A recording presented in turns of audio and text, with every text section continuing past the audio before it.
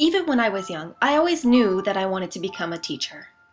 I saw how much they helped students and the impact they had on our lives. It was exactly what I wanted to do. Help people. In the 4th grade, I joined my school's honor choir, and that sparked my interest in music.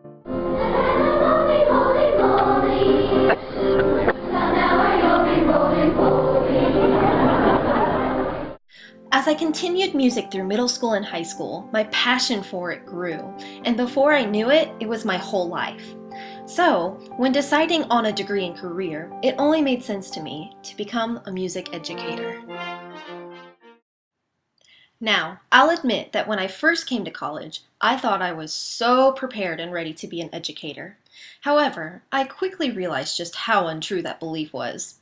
Curriculum, in particular, really showed me what I needed to improve on to become a more successful teacher. One thing I needed to improve on was reducing my use of filler words. Right?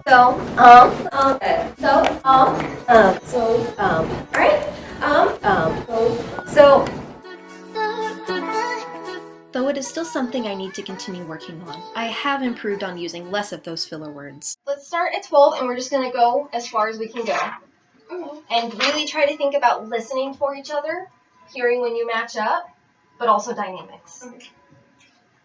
Everybody stand up.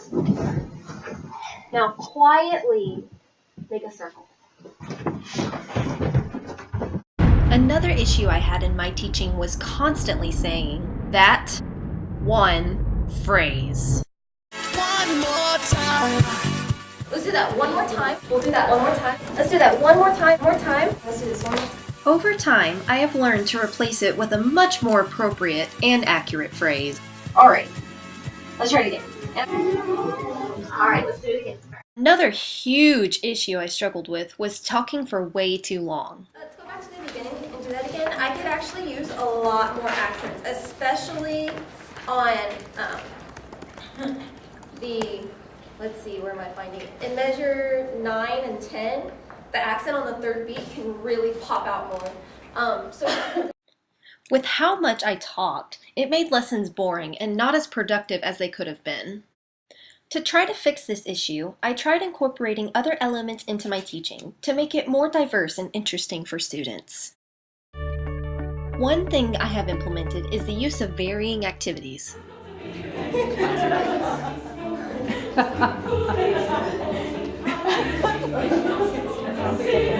do it together. Ready? Ah! Yeah! That was awesome! Okay, let's do it again. Wow! Alright, let's switch feet. Right foot forward, left foot back, and we're going to use the left hand now. Okay? 2 times.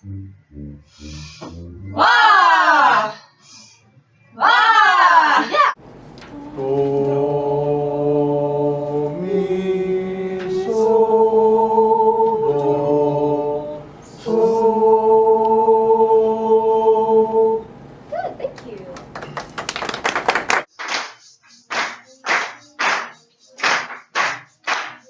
On the 4th beat, just write the rhythm right underneath the heart. And use the black one.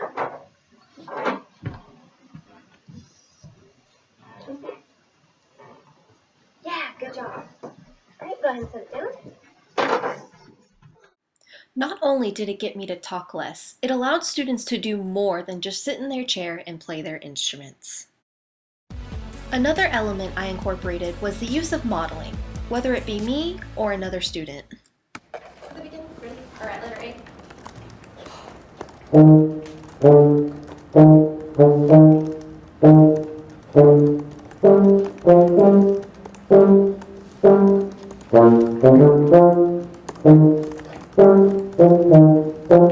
Thank you. I really like his style and the quality of his tone. Can we all match Tyler in that?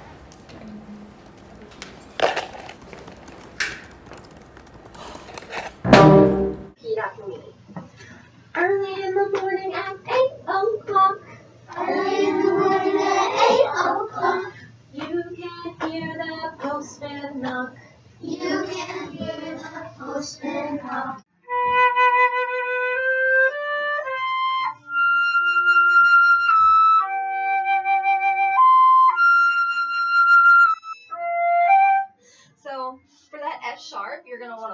work it.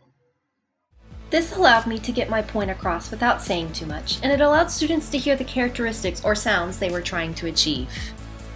Using questions as a learning tool is something else I've been using more of in my lessons. But how can we make it more present while still keeping it quiet?